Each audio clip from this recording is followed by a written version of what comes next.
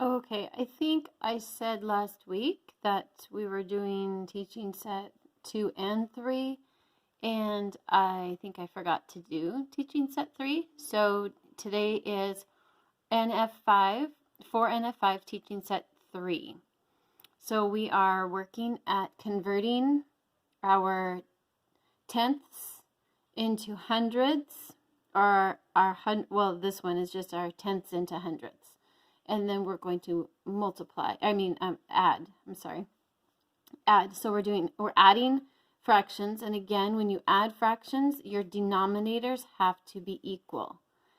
So we're going to look at the denominator that they have it in, that they want it in, which is hundredths with the th, hundredths.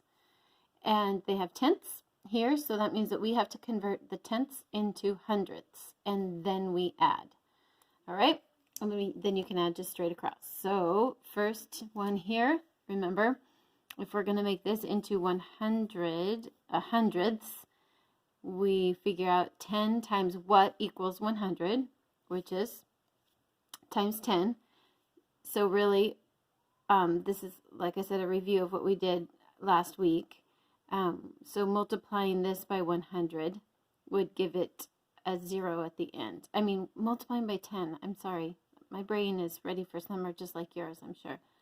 And it doesn't look like it's focusing very well, is it? Okay, so 120 hundredths. Okay, so then you would just add these straight across. 120 plus 5 is 125. Okay, really that's what you're going to do for all of these. So 3/10, we have to make it into 100ths. So we're going to multiply by 10. If we multiply by 10, that gives us 100 on the bottom. Multiply by 10, that's 30. So now we're going to add 30 plus 23. Actually, maybe we did do this one, now that I think about it. Okay, I'm just going to review.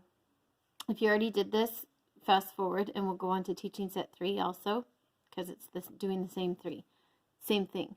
So we're going to add 30 plus 23, 5. So now you have 53 hundredths. Okay, moving on. So times 10, top times 10, 98 plus 10. A lot of these you can do in your head. 8 plus 0, 9 plus 1 is 10. So 108. So making this into hundredths, times 10. Times 10, we're going to add that 0. I'll add this 0, so these all match. Okay, so 130 plus 13 would be 143.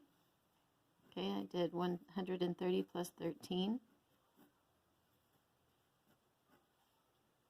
Okay, and down here, the bottom, we have times 10, times 10. So 80 over 100, 80 plus 6, 86 hundredths, and then times 10, add those zeros, 30 plus 9, 39 hundredths. Okay, so make sure you do student set number 3. It's right below that. Student set number 3, if you didn't do that last Friday, you may have done that already. That's not focusing very well. Maybe when I turn the page. Anyway, let's go on to teaching set 4. Okay, teaching set 4 here. Same thing. We're just going to mark it true or false now. So these are all ending up in hundredths. So we have our hundredths and we have our tenths. So we have to multiply those tenths by 10 to have it equal 100. So times 10 would be 0 and a 0 on the top. So 60 plus 34, is that 94? Yes. So to make the tenth a 100th, we we have to multiply by 10. So 10 times 10 is 100. 13 times 10 is 130. Is 130 plus 24 37? No way. Okay, and then times 10. Times 10, so that's 100 over 100.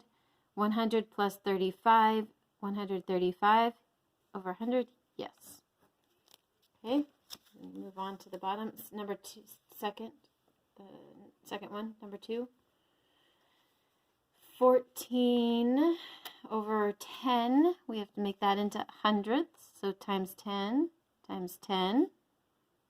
So 140 plus 39, is that 53? No. Times 10 times 10, so 170 plus 8, 178 over 100, yes. Make sure you always check in this case, all of these are hundredths, but you would want to make sure that that bottom one would still 100th and they didn't try to leave it as a tenth. So check the denominator also.